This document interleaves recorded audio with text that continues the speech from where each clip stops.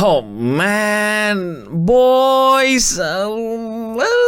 Jadi gue baru saja menyelesaikan ya, bener-bener baru selesai nonton episode 8 alias finale dari The Boys season 4. Dan berikut adalah review gue 1 season full The Boys season 4. Apakah mengecewakan, apakah tidak, apakah menyebalkan, apakah tidak, apakah...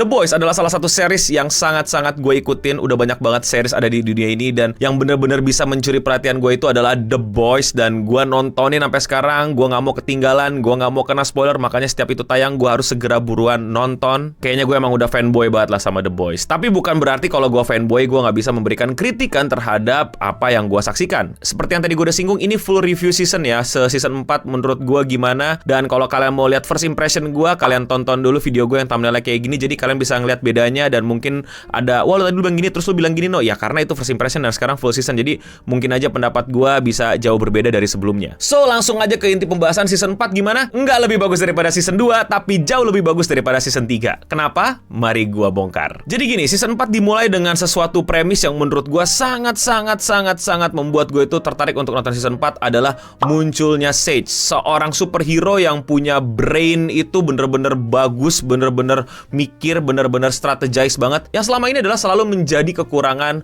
para superhero untuk melawan The Boys, yaitu sisi strategi, sisi orang yang mikir tapi juga punya superpower. Dan bayangin, superpowernya sekarang adalah mikir. Salah satu tantangan yang sangat memuaskan karena di season 3 buat gua The Boys itu bukan lagi jadi The Boys yang dimana orang tanpa superpower lawan superpower, melainkan orang superpower melawankan orang yang benci superpower dan melawan superpower dengan superpower dengan kekuatan Team V. Makanya season 3 menurut gua kurang banget dan di season 4 premisnya sangat-sangat menjanjikan. Namun selama perjalanan ya menurut gua The Boys di season 4 ini mengalami sedikit sesuatu yang kayak terlalu membuat season 4 itu diada-adakan. Seriusan, season 4 ini kayak berasa diada-adakan. Pertama, menurut gue adalah side story, side quest-nya bener-bener yang kayak, aduh, bikin pusing kepala. Ada apa aja? Pertama, karakter utama kita, Huey, tiba-tiba punya masalah sama bapaknya, tiba-tiba punya masalah sama ibunya. Terus, pacarnya Huey, Starlight, masalah sama krisis identitas. Butcher punya masalah sama skizonya. Kimiko punya masalah sama masa lalunya. Frenchie punya masalah sama masa lalunya. MM punya masalah sama keluarganya. Masing-masing dari para The Boys tiba-tiba punya masalah. Gue paham dalam sebuah series karakter itu tidak akan menarik kalau dia cuma jadi pajangan, cuma jadi NPC. Namun kalau karakter itu juga terlalu mencolok, jadinya terlalu nyampur, terlalu banyak masalah, dan akhirnya jadi bleberan kemana-mana. Di sisi superhero pun kita dapat masalah Noir, kita dapat masalah Deep, kita dapat masalah A-Train yang menurut gue harusnya jauh lebih di-highlight daripada masalah orang lain di situ. Masalah Firecrackers, masalah Sage, dan bahkan masalah Homelander terhadap Ryan yang harusnya sangat-sangat mesti di-highlight. Tapi akhirnya itu semua kayak jalan masing-masing dan tidak kembali ke plot utama cerita, yaitu Homelander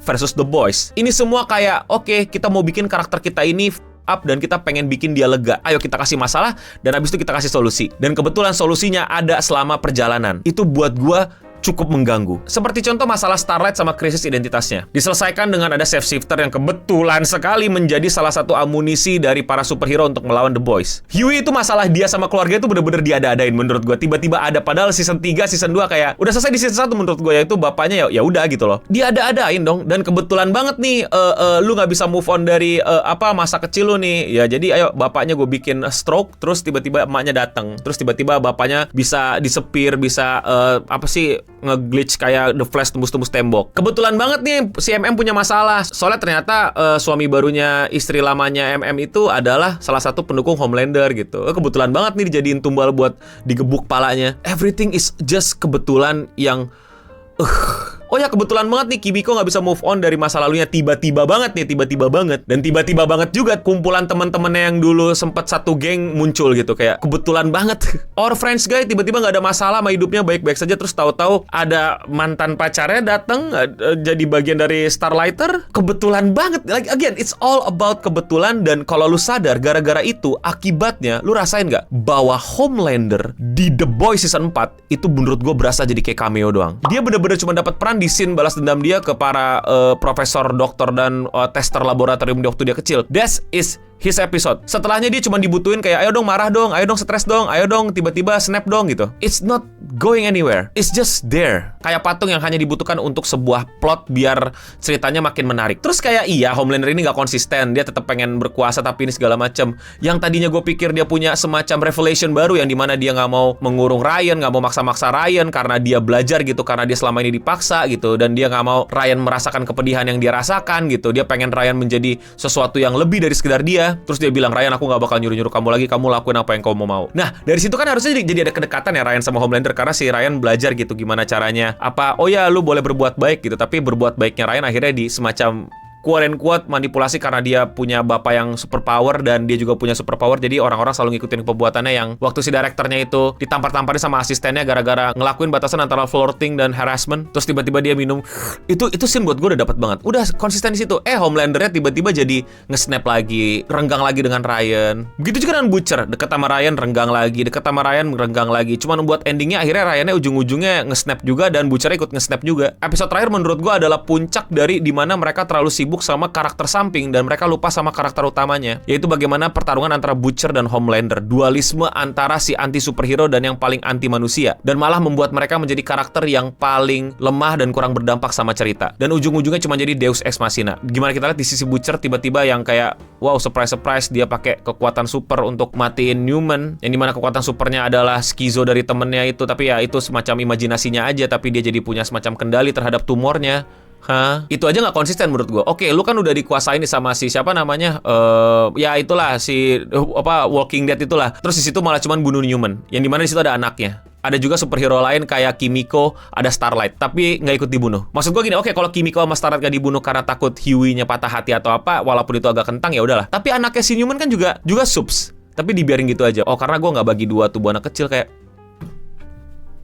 just do it. Lu kan dikontrol nih sama orang yang jiwanya nih pengen banget genosida subs gitu, nanggung banget disisain berapa biji subs di situ. Dan di sini kita lihat juga momen Homelander gimana kayak menurut gue tuh saya kentang banget gitu. Padahal gue berharap ya di episode terakhir itu ada A-Train versus Homelander.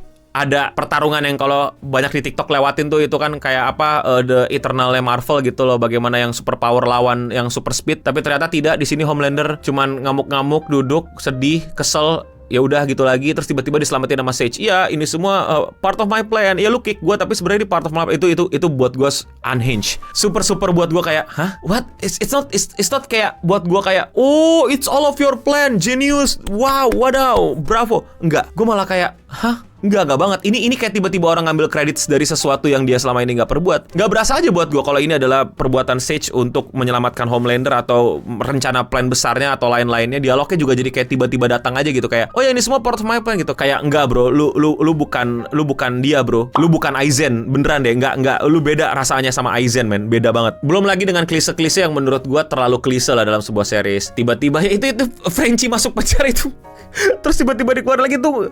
Itu kayak itu bener-bener sesuatu yang buat gue kayak, ya ngapain pakai plot si Frenchie masuk penjara. Frenchie gak masuk penjara pun The Boys tetaplah The Boys, ngerti gak lo? Ya kan? Frenchie tiba-tiba gak punya mantan gay atau pernah ngelakuin bunuh-bunuhan gara-gara kartel Rusia juga, the show still goes on gitu. Kimiko juga udah kelar sama masa lalu juga, buat gue masih baya-baya aja gitu. Malah penambahan masalah ini kayak cuman semacam delay yang diadakan untuk episode jadi makin lama. Makanya ini udah masuk kategorisasi milking, udah masuk kategorisasi lama-lamain. Padahal buat gue bisa jauh lebih fokus untuk, wah, bagaimana nih ternyata di antara mereka itu ada safe shifter. Itu menurut gue harusnya dari awal udah di planning gitu. Ternyata di antara mereka ada safe shifter. Baru kepake di 2 episode terakhir, yang buat gue itu kentang banget. Dan cara discovernya juga kentang banget. Bayangin kalau itu bener-bener ternyata selama ini di The Boys ada mall dan itu safe shifter, dan selama ini dari season 4 mulai Starlight itu nggak ada. Starlight itu udah dikurung. Lebih fokus kan kita gitu. Lebih enak kan gitu. Terus selain cuman skizonya si Butcher, ini ada semacam twist, ternyata Starlight selama ini bukanlah Starlight gitu. Daripada twistnya tiba-tiba Kimiko bohong tentang abangnya yang bilang kalau dia gagal melindungi orang tuanya dan lain-lain, atau si Frenchie yang belum kelar sama masa lalunya. Why? Atau lebih fokus bagaimana A-Train itu bisa redemption arc gitu. Atau bagaimana relation the Deep dengan para superhero lainnya yang tiba-tiba dia ngebro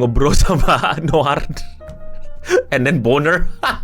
Episode terbaik menurut gue adalah episode yaitu pas Homelander balas dendam ke laboratorium dan tentu saja Tech Knight dan ini ya Web Weaver. Coba aja kalau showrunner mau fokus gitu sama plot utama dan emang mau dibawa gitu. Endingnya pun buat gue juga kayak kentang, ini mau diapain sih? Mau tiba-tiba berhasil tapi tiba-tiba kacau tapi tiba-tiba padahal lu mau bawa era di mana akhirnya si Homelander berkuasa kan, Homelander bisa berbuat seenaknya kan, dan The Boys makin terpuruk kan. Tapi terlalu terlalu memaksakan dan terlalu aneh, apalagi di ending dibikin mereka semua kabur ya, gagal dengan hanya begitu aja. Buat gua sayang banget semua waktu dipakai untuk bertele-tele di side story, side quest yang lain daripada main questnya tentang kabur-kaburan, sembunyi-sembunyian, gagal, nyolong virus lagi, cari lagi. Kita udah 4 season sama karakter-karakter utama di The Boys ini. Kita udah nggak butuh perkenalan lagi. Kita butuh progress story. Kita butuh progress plot. Dan katanya season 5 adalah season terakhir, dan gue berharap mereka benar-benar bisa membayar sesuatu yang sangat-sangat mereka gagalkan di season 4, yaitu progress plot dan kejelasan taktik, strategi atau power level dari para subs dan The Boys ini sendiri. Padahal menurut gue tuh pas Bapak Stan Edgar keluar ya, itu menurut gue bisa jadi pionir banget untuk jadi bagian dari The Boys. Atau bagaimana kebimbangan hati Newman yang tiba-tiba di-expose sama Homelander harus diselesaikan dengan cara tiba-tiba Butcher jadi totally jahat, yang kayak gue yakin lah season 5 ini pasti perjuangan Huey untuk ngebujuk-bujuk Butcher jangan jahat bang, instead of focusing fighting Homelander and the Homelander fighting back. Ya anak-anak Gen V pasti dimunculin buat bantuin mereka di season 5. That's about it I guess. Tapi ya sekali lagi gue udah ngefans sama The Boys, gue nggak akan bisa ninggalin series ini udah nanggung season 5 katanya terakhir, jadi gas lah. Gue di tahap yang udah nggak bisa berekspektasi, tapi menurut gue season 4 jauh lebih bagus daripada season 3, tapi tetap the prime The Boys itu ada di season 2. Tapi kalau menurut kalian bagaimana? Komen di bawah. Kalau kalian suka sama pembahasan geek kayak gini dan kalian mau support gue, lakuin dengan sesimpel klik tombol subscribe di bawah. Dan ya, sekian Radio Singa untuk episode kali ini. Gue Endo Bening pamit undur diri, dan untuk kita semua, stay clean and you all welcome Daddy's home.